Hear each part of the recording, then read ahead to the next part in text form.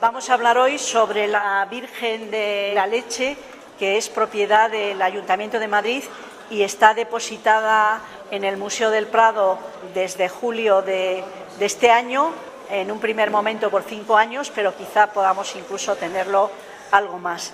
Es una de las obras maestras que Berruguete hizo al volver de Urbino en 1483. La obra debió hacerse a partir de 1500 o en torno a 1500 y se ha supuesto que quien lo mandó a hacer fue Beatriz Galindo, llamada la Latina, precisamente por sus conocimientos de latín y por ser profesora de esa lengua de Isabel la Católica. La obra no se conocía hasta 1951, que Gómez Moreno la encontró en un almacén del Ayuntamiento de Madrid, oculta con unos tablones, y en ese almacén se guardaban restos del antiguo hospital de la Latina, que se cerró al público. Los últimos enfermos los recibió en 1899. Allí estuvo perdida y, al parecer, cuando él la vio, era un pequeño tríptico que tenía una inscripción. El marco que tiene ahora es moderno, tenía una inscripción que decía «Móstrate esse mater», muestra que eres una madre. Era un tríptico y en los laterales tenía unos atributos de la Virgen, pero, según dice Gómez Moreno, hechos de mala mano. Berruguete hizo tipos de obras distintas. Una de ellas era la pintura mural, que necesitaba un conocimiento para ello, que aprendió en Italia, y estuvo trabajando en la Catedral de Toledo. Hizo las pinturas del Sagrario, que cuando vino Múnzer a España en 1492 dijo de ellas que eran maravillosas y que le recordaban la Capilla Sixtina. Se entiende la Capilla Sixtina anterior a Miguel Ángel, porque Miguel Ángel todavía no la había pintado. El otro tipo de pinturas que hacía, que se le encargaron, fueron retablos. La mayoría de ellos eran o de gran tamaño o de un tamaño medio, y en ellos, pues como les pagaban un poco, no digo por metros, pero casi, y tenían que hacerlos en un tiempo bastante limitado, no podía ser tan cuidadoso.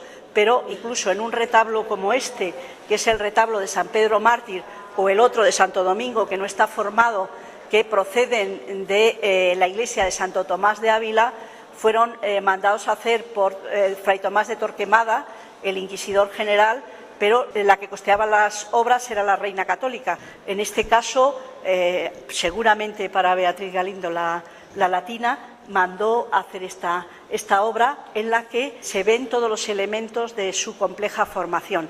Recibió una formación en España de influencia flamenca, también conoció alguna obra flamenca, porque en la cercana Burgos quizás se acercó y vio el tríptico de Miraflores u otras, pero luego después fue a Italia. Los pasos que llevó en Italia no lo sabemos, pero sí lo tenemos documentado en Urbino, donde es el Perus Españolus, que está trabajando y viviendo en el propio Palacio de Urbino, trabajando para el Duque de Montefeltro, y hace su retrato y colabora en la ejecución de esos retratos de hombres famosos, buenos y a maravilla, que eran una de las obras más destacadas del Renacimiento por parte de quienes las contemplaban. Precisamente Rafael, una de las primeras obras que vio y admiró fueron estas obras del propio Berruguete. Su padre, Giovanni Santi, estaba trabajando a la par que Berruguete allí en el Palacio de Urbino, de menor calidad que él. La Virgen realmente se está inspirada en modelos de Van der Weyden. Berruguete nunca copia directamente, sino que transforma las imágenes. Y la influencia ickiana en la materialización de la luz. Lo español se ve en el marco arquitectónico. Normalmente los pintores hispanoflamencos lo que hacían era imitar las arquitecturas, los paisajes flamencos. Lo que nos refleja aquí, en esta estructura formando una pequeña galería, son las tres formas que en estos momentos se mantenían en España. Estaba presente el gótico, estaba presente el mudéjar y estaba presente los primeros elementos del Renacimiento. En esta obra él funde los tres y les va dando a cada uno de estos elementos un significado simbólico. El gótico alude a la nueva ley que se inicia con el nacimiento de Cristo, con la anunciación que está ahí presente. Y el mudéjar que vemos ahí, pues siempre se le da un significado simbólico, a veces como oriental, pero en este caso, al ser un alfarje que está hecho en una rueda que forma una estrella en el centro, en donde está el Espíritu Santo, se ha pensado en una alusión a la casa de David. A Berruguete se le tacha, y muchos incluso niegan que haya estado en Italia, porque no domina la perspectiva lineal ortodoxa, pero realmente el duque de Urbino no le quería a él por la perspectiva lineal ortodoxa, ni le mandó llamar por eso, sino por su dominio de la técnica del óleo y la representación de las calidades de las cosas, por su formación flamenca, porque lo único que quería el duque era que tradujera las calidades de las cosas y que creara una perspectiva que llaman de recetario, que es que las líneas más o menos se juntan, no en un solo punto, sino en una zona. Aquí tenemos representados a Adán y Eva, y en ellos se ve cómo él ha estudiado la escultura clásica y lo representa con no las proporciones exactas de el conocer la matemática de cómo se tiene que hacer, porque eso se hará después y en el mundo nórdico a partir de Durero. En cuanto a la iconografía, María está sentada en un trono del que sale esa hornacina gótica, alusión a la nueva ley que se inicia precisamente en el momento en que ella acepta el anuncio del ángel.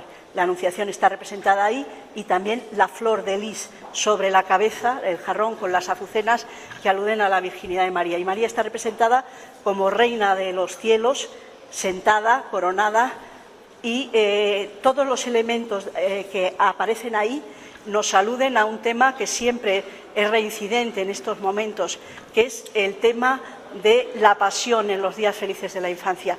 La Virgen no solo va vestida con una túnica roja, alusiva al dolor de la pasión, sino que tiene los ojos bajos y el niño rechaza el pecho de la Virgen y mira hacia nosotros. También esto es una alusión a ese dolor que siente la Virgen, porque sabe que su hijo va a morir, como las gemas en rojo que vemos ahí, como las flores rojas que vemos.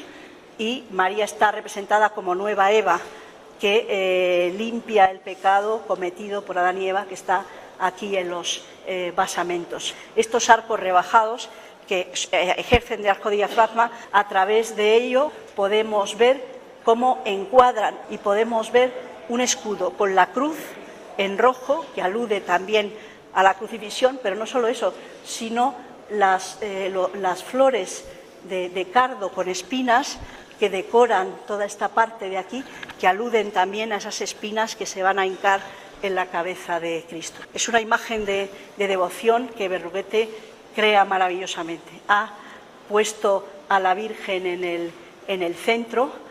A la derecha podemos ver un paisaje con una luz clara, mientras que a la izquierda vemos un tono oscuro, indefinido. Podemos ver la manera con que trabaja los efectos de luz, dando unos toques de blanco para definir las materias con una calidad y un trabajo en superficie absolutamente admirables.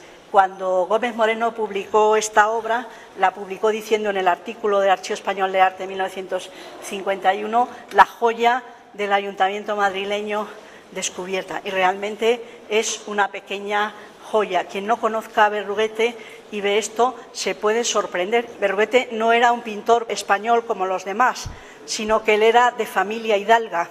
Su familia había venido a Paredes de Nava con los Manrique, provenientes del País Vasco, y los Manrique eran condes de Paredes. Su contacto con los Manrique y los Mendoza, sin duda, le facilitan esa marcha a Italia, un camino distinto al que siguen los artistas castellanos en este momento. En cualquier caso, sus contactos con la nobleza, sus contactos por la orden dominica le facilitan la realización de unas obras que, por fortuna, en muchos casos nos han llegado y podemos gozar de ella, como en este caso fuera o no, aunque creemos que sí, un encargo de Beatriz Galindo, la Latina. Muchas gracias.